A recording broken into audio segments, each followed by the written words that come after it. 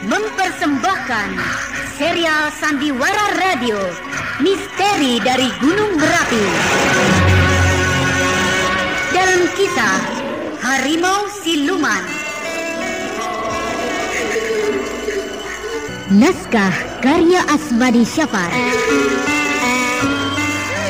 Dengan para pelaku: Iwan Kamajaya sebagai Salihun, Rini Utoko sebagai Lasmi, Ferry Fadli sebagai Basir, Wit Hendra sebagai Mardian, Ape Burhan sebagai Darwis, Ana Rusli sebagai Rosmina, dan pembawa cerita Neni Sumardi.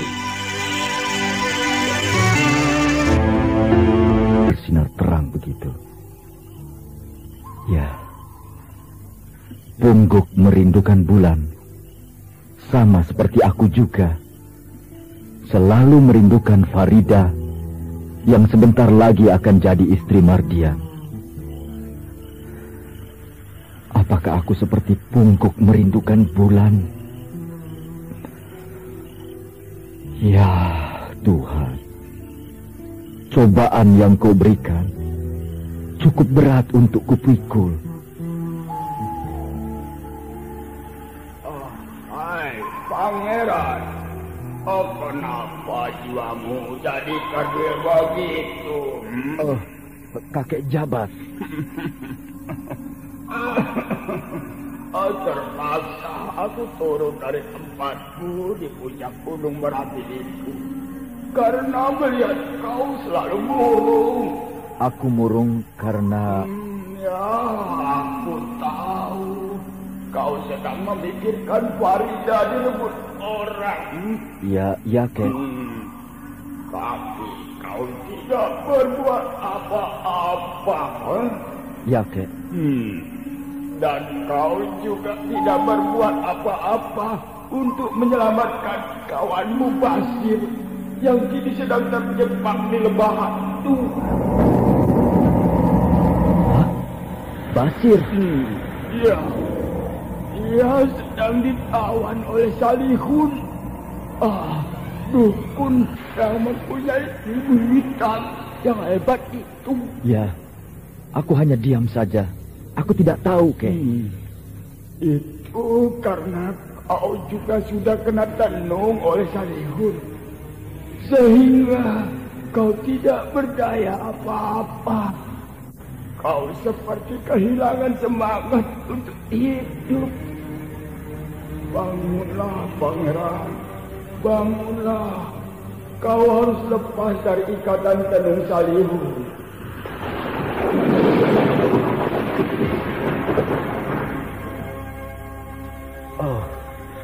Badanku seperti enteng. Aku seperti terbebas oleh sesuatu.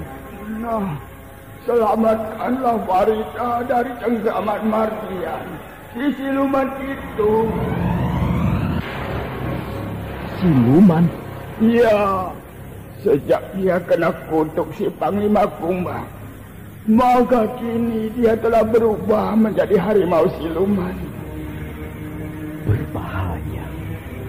Kau bertemu lawan berat kali ini, Pangeran. Kau menghadapi dua lawan sekaligus. Seorang dukun yang hebat bernama Salihun dan siluman harimau yang bernama Mardian. Tapi jangan takut. Untuk menghadapi Mardian, Datuk Panglima Kumbang akan membantumu. Tapi untuk menghadapi Salihun ini pekerjaan berat. Datanglah kau ke hutan larangan besok, Pangeran. Aku akan memberimu bekal. Ya, Kakek Jabat. Aku akan datang. Kini, aku sudah memasuki hutan larangan. Tapi kemana aku harus berjalan? Aku belum pernah tahu di mana tempat Kakek Jabat. Siapa yang bisa menolongku? Tidak satu pun yang datang. Bisa 1000 atau si cambuk gila. Tapi Aku harus sampai ke puncaknya. Aku tidak peduli jalan mana yang harus aku tempuh, karena tidak satu pun yang bisa dibuat jalan. Aku harus memakai ilmu loncatan gunung kacaku. Ya! Ya! Ya!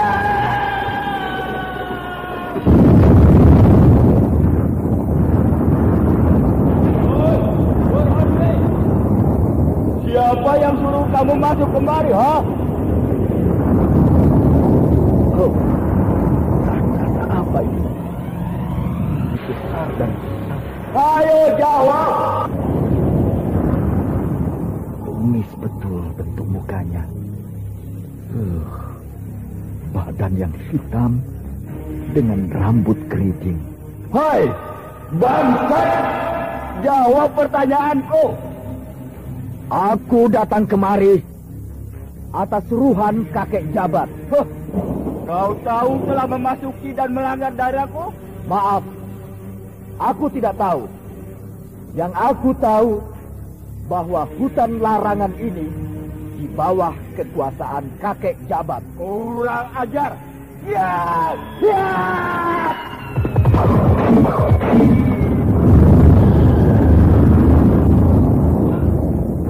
Dia marah betul padaku.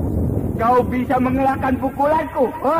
Maaf, aku terpaksa melompat tadi karena aku ingin selamat dari pukulanmu. Dan aku mohon, berilah aku jalan menuju puncak gunung ini. Hai, masih mau meneruskan perjalananmu, manusia kecil? Kalau kau berani, akan aku lubat kau dengan pukulan tangan apiku ini. Celaka. Tangan raksasa hitam ini mulai merah membara. Wah, kalau aku kena pukulannya, maka hancurlah seluruh tubuhku ini. Tapi aku harus terus berjalan ke puncak gunung ini. Maaf, aku si pangeran ingin meneruskan perjalananku. Jangan halangi aku. Aku tidak peduli namamu siapa. Si pangeran kah? Atau si raja? Atau si bangsa? Kau tidak akan dapat melewati daerahku ini. Daerah si Bujang Hitam. Rupanya dia bernama Bujang Hitam. Hai Bujang Hitam, berilah aku jalan. Heh, kau panggil namaku tanpa permisi dengan sopan santun. Heh, nih, terimalah pukulan mautku. Ya, ya.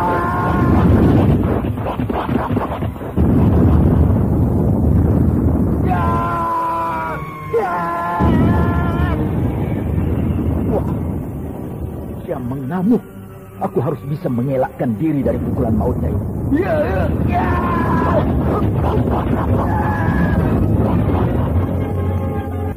Perkelahian antara sembara yang bergelar si pangeran ini terjadi dengan orang yang menghadangnya yang bernama si Bujang Hitam.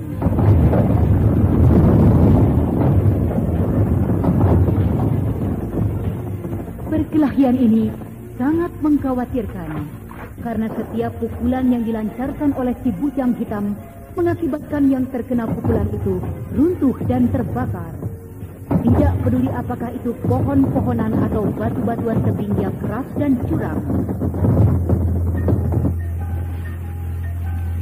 Aku harus cepat menghindar dengan ilmu gunung kacaku.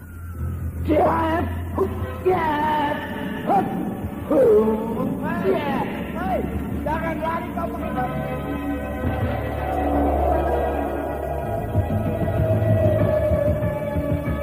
Dengan lincah dan kecepatan kilat, Sembara alias si pangeran melompat ke sana kemari menghindari serangan demi serangan si Bujang Hitam.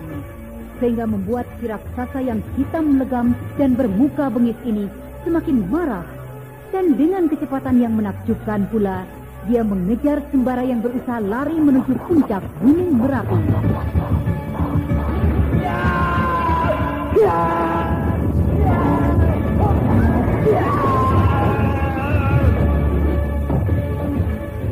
Hei, jangan lari begitu. Akan aku kejar kau. Ya!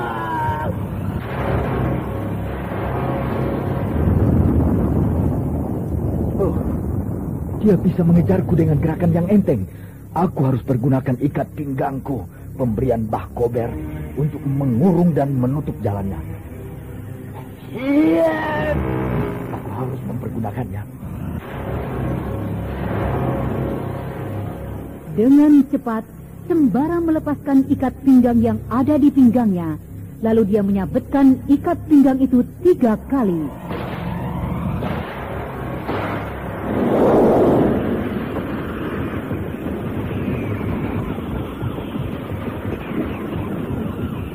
Maka tiba-tiba terjadilah hutan belantara yang sangat lebat yang menghalangi kejaran si bujang hitam.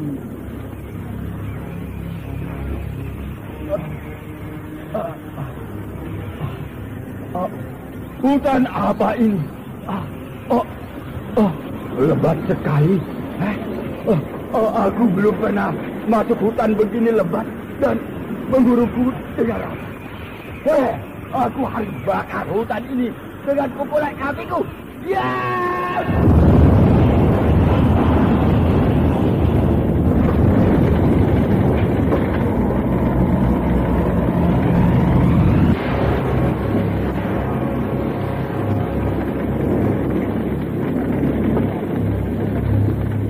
Demikianlah, serangan terjadi silih berganti. Yang satu menyerang dengan kepungan hutan yang sangat lebat, dan yang lain memusnahkan hutan itu dengan sekejap mata, sehingga susah dipercaya bahwa itu memang suatu pertarungan yang luar biasa.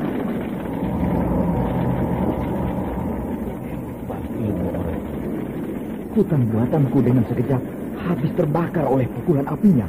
Tapi aku akan mengurungnya terus dengan hutan buatanku sampai dia menyerah. Ya!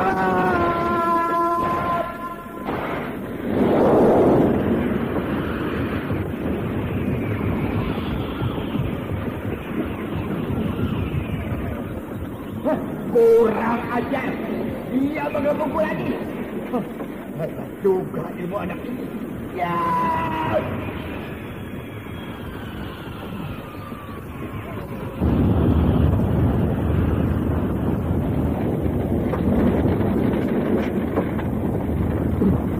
Aku kalah cepat, celaka.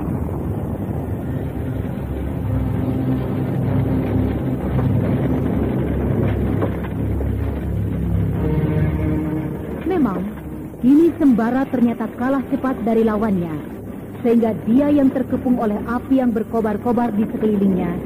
Keadaan ini membuat Sembara alias si pangeran menjadi panik, sehingga gerakannya sudah tidak terkontrol lagi.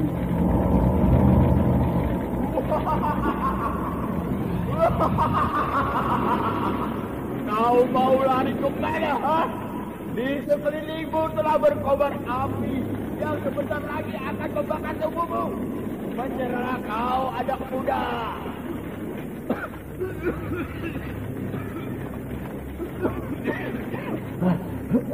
Aku lebih baik mati daripada menyerah padamu si bujang hitam. Kau ternyata ulet dan padang menyerah. Hebat. Kau cobalah berjuang dalam kobaran apiku.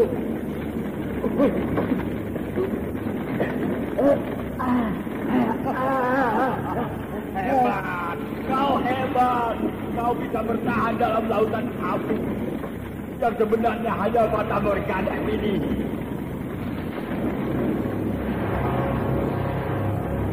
Sembara memang bertahan mati-matian dari kobaran api. Tapi dengan tiba-tiba saja, api itu menciut dan bahkan hilang. Dan kini, tangan Sembara dibakarnya hingga menjadi merah menyala.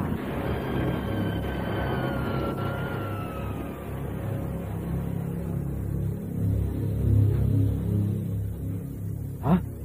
Apinya mati. Tapi tanganku, kenapa begini? Tanganku panas, terbakar. Tapi tanganku tidak sakit, tidak apa-apa. Kau hebat. Kau telah mendapatkan ilmuku. Ilmu pukulan api yang jarang tandingannya. Hah? Aku mendapatkan ilmu pukulan api. Iya. Itulah bekal yang dijanjikan kakek Jabat padamu. bekal untuk menghadapi dukun Salihun yang berbahaya itu. Oh, terima kasih. Terima kasih, Bujang Hitam. Dan apakah hubunganmu dengan kakek Jabat? Ya, namaku memang si Bujang Hitam. Aku adalah adik nomor 2 dari kakek Jabat. Kau hebat, pangeran. Tidak percuma aku menurunkan ilmu padamu.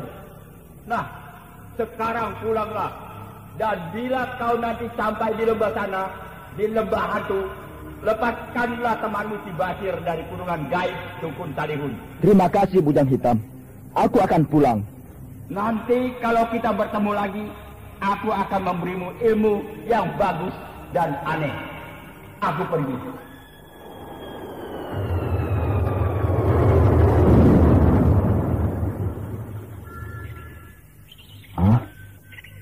Memang pengalaman yang aneh. Hampir-hampir aku tidak percaya. Sembara bertemu dengan adik kakek Jabat yang nomor 2. Dia bernama si Bujang Hitam. Karena kulitnya memang berwarna hitam legam dengan rambut keriting total. Dan tinggi badannya sekitar 3 meter. Dia diberi ilmu pukulan tangan api yang bisa melumatkan apa saja yang menghalanginya. Ya, sungguh suatu ilmu yang langka untuk dicari. Dan kini Sembara akan menghadapi musuh-musuhnya yang juga mempunyai ilmu yang tidak bisa diremehkan begitu saja. Nah, apakah Sembara akan berhasil menolong sahabat dan kekasihnya? Saudara pendengar, demikian tadi telah kita ikuti serial Sandiwara Radio ini. Sampai jumpa esok hari pada waktu dan gelombang yang sama.